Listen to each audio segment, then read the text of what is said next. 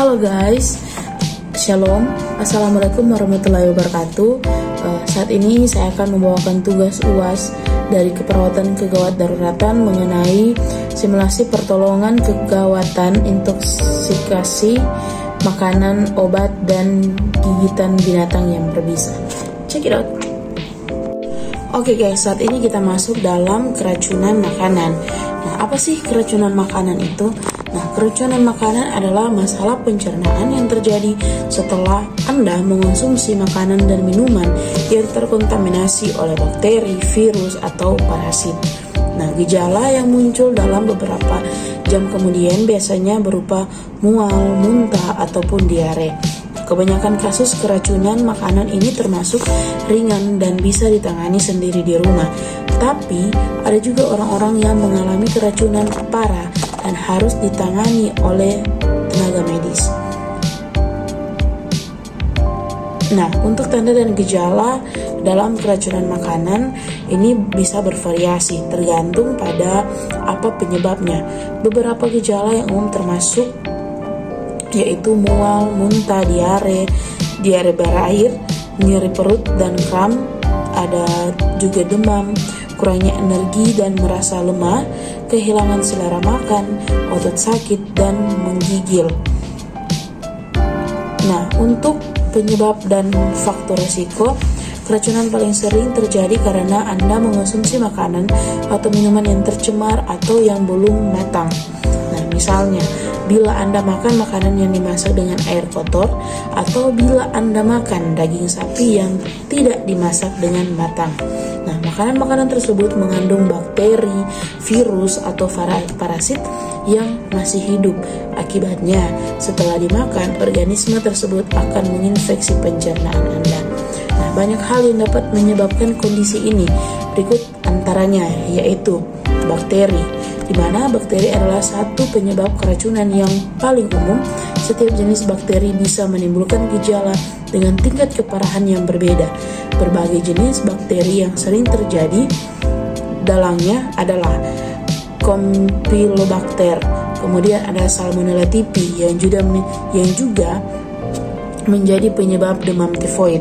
Kemudian ada E. coli O15, ada Shigella, kemudian ada Clostridium botulinum yang juga menjadi penyebab botulisme, dan Staphylococcus aureus.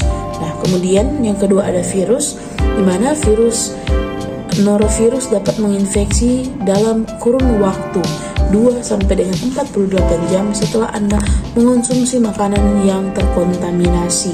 Gejala yang sama dengan kondisi yang disebabkan oleh bakteri antara lain seperti kram perut, diare encer, atau lebih sering terjadi pada orang dewasa, atau muntah lebih sering terjadi pada anak-anak. Kemudian ketiga ada parasit. Selain virus dan bakteri, parasit juga bisa menjadi penyebab keracunan makanan. Nah, parasit adalah organisme yang memperoleh makanan dari organisme hidup lain yang dikenal sebagai inang.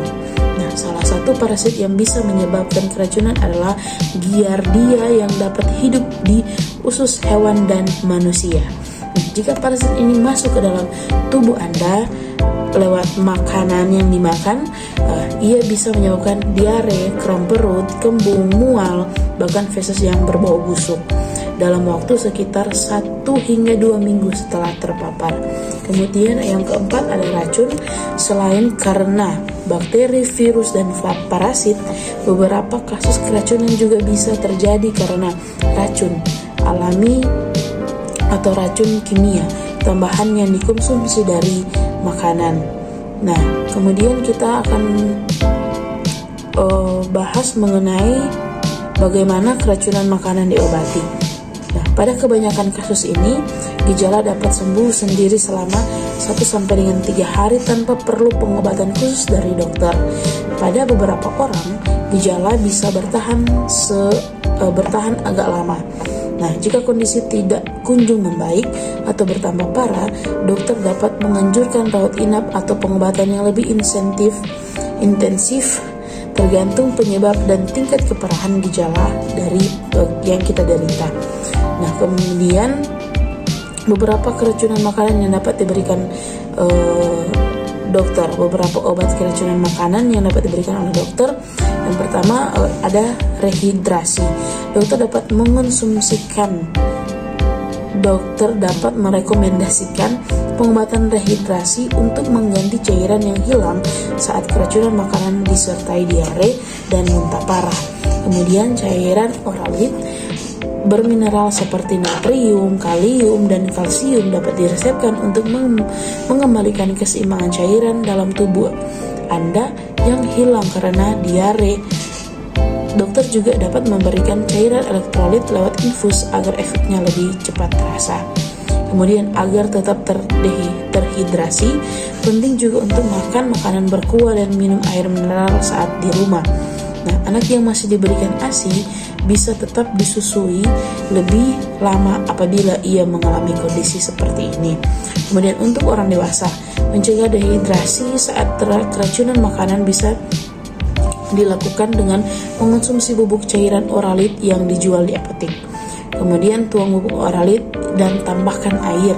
Anda juga bisa membuat oralit di rumah dengan cara menambahkan 6 sendok teh gula dan 0,5 sendok teh garam ke dalam air 1 liter.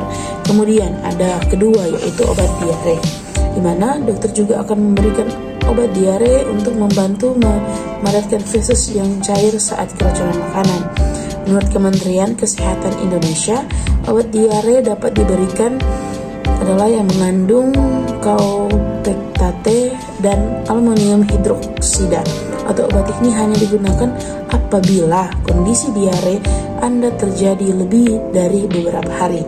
Kemudian yang ketiga adalah obat antibiotik. Pada kasus keracunan makanan yang disebabkan karena infeksi bakteri parah, dokter mungkin akan meresepkan obat antibiotik. Antibiotik umumnya diberikan untuk infeksi sigelosis atau infeksi Shigella. Nah, untuk pengobatan di rumah, mungkin kita bertanya-tanya, apa sih pengobatan rumahan yang dapat membantu mengelola ketika kita mengalami kondisi seperti ini atau keracunan makanan. Nah, berikut ada gaya hidup dan pengobatan rumah dapat membantu Anda mengatasi keracunan makanan. Yang pertama, biarkan perut Anda istirahat. Anda tidak makan boleh dan minum dulu selama beberapa jam setelah gejala muncul.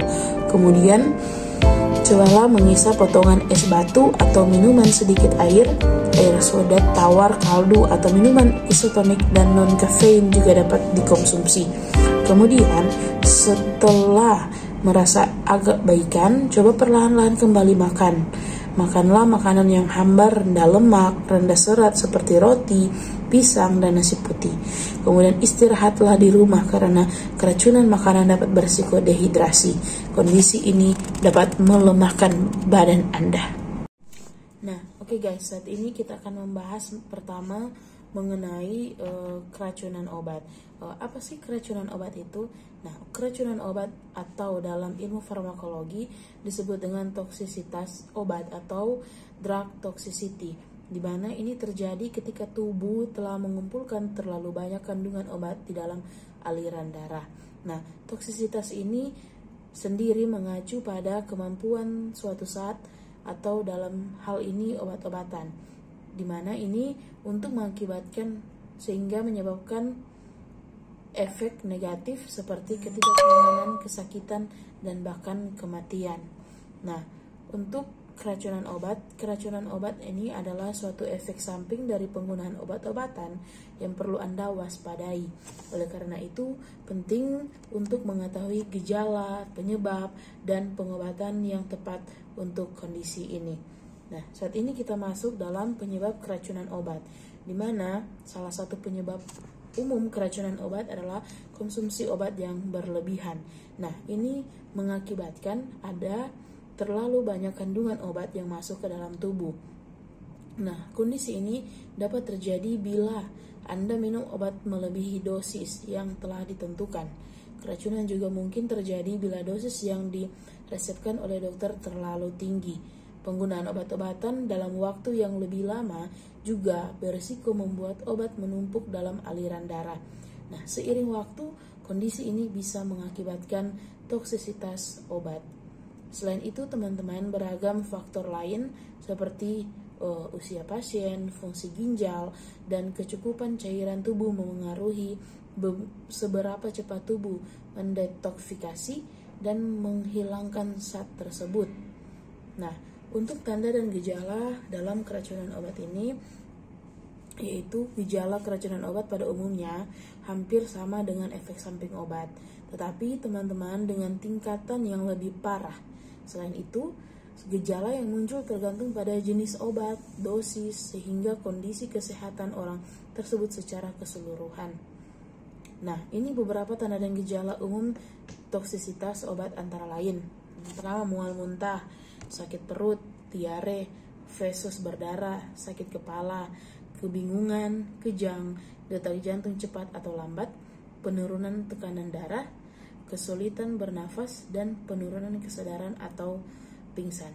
Nah, untuk teman-teman, ketika kita temui orang yang keracunan obat, ada pertolongan pertama untuk keracunan obat.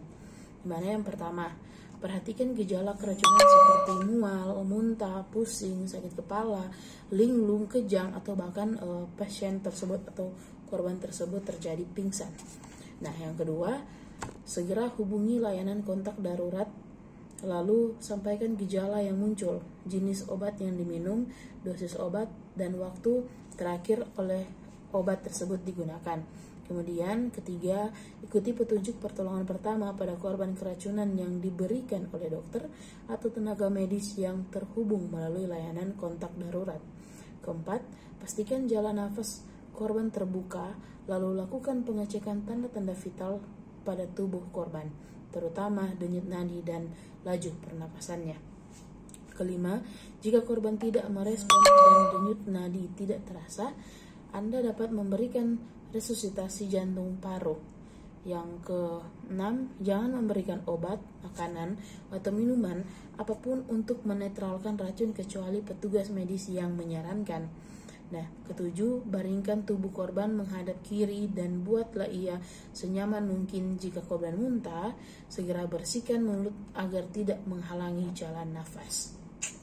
Oke.